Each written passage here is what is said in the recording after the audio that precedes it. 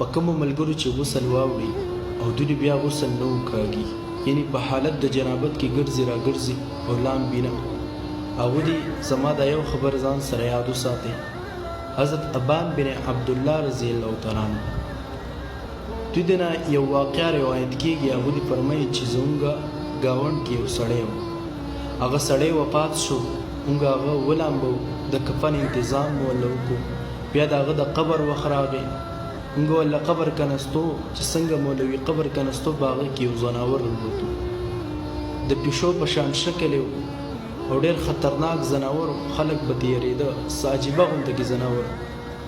نو موږ هغه ځناور د قبر نه لرې کوو، خو د قبر نه هغه ځناور نه لرې کېدو. بیا ولې موږ دویم قبر وکنستو چې څنګه مولوي دویم قبر وکنستو، په هغې کې بیا هغه ځناور راووتو. هغه ځناور راووتو، موږ ځناور لرې کوو، ځناور نه لرې کېږي. موږ ولې مجبوراً دریم قبر وکنستو چې څنګه مولوي دریم قبر وکنستو، په هغې کې بیا راته هغه ځناور راووتو. خلک ته ډېر یېرېده، ډېر عجیب او غریب ځناور، بدصورته ځناور، ډېر خطرناک. نو موږ مجبور شو او خپل غاونډی چې کوم دی هغه مو په هغې قبر کې کېښود او ښخ مو. چې څنګه مو قبر کې ښخ کړو، د قبر نه د هډوکو یو اواز راوچتېدو، د شور غوندې کې یو اواز ترې راوچتېدو. هغه ځناور په هغې مړي باندې لګیا شوی و، په هغه هډوکي ولې څه مکرفا جوړه کړې وه او ډېر خطرناک عذاب کې هغه سړی مبتلا شو. موږ ډېر پریشانه شو او ډېره عجیبه واقعه وه. وي داسې موږ ته چېرته په عمر کې نه وه راغلې، لومړني ځل په موږ باندې دا واقعه راغله.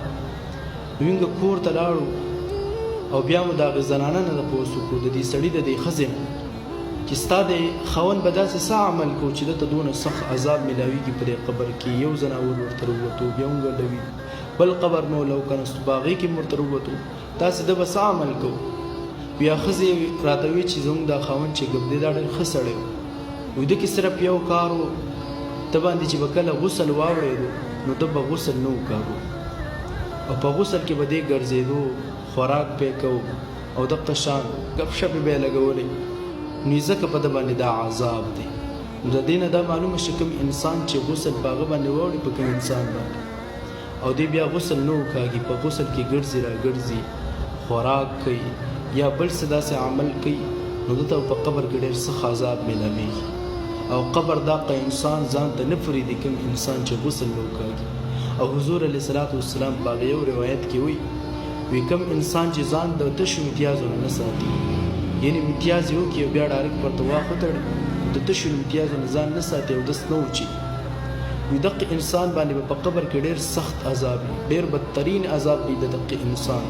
اوس تاسو سوچو کې کم انسان باندې چې غسل واوړي او دی غسل نه وکاږي او په غسل کې ګرځي را ګرځي، تاسو وایئ د ده به څونه بدترین عذاب وي. نو څونه ملګري چې داسې دي غسل پې واوړي غسل نه وکاږي، هغوی ته عاجزانه درخواست کوم. ګوره انسان ډېر کمزوری دی. الله قرآن کې فرمایي وخلق الانسان ضعیفا، ما انسان ډېر عاجز او ډېر کمزوری پیدا کړی دی.